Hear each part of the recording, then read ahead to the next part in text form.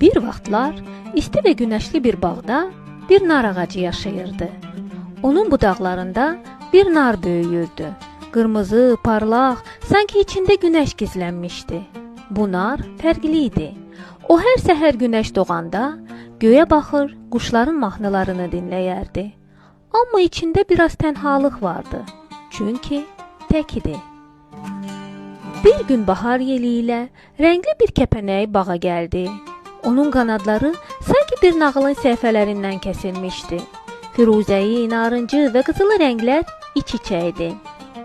Kəpənək narın üstündə oturdu və dedi: "Salam, qırmızı dost. Mən səni uzaqdan gördüm. Parlayırsan, amma gözlərin biraz kədərli görünür." Nar təəccübləndi. Heç kim onunla bu cür danışmamışdı.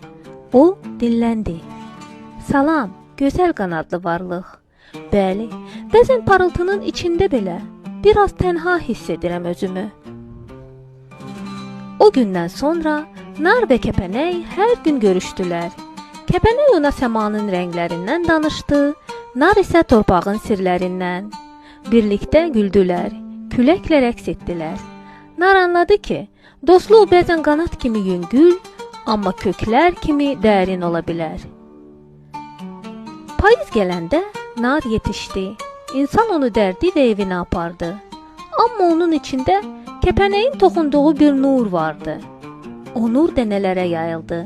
Sevgi, yoldaşlıq və həyat şirinliyi kimi. Kəpənək isə göyə doğru uçdu. Başqa bir tənha ürəyə toxunmaq üçün.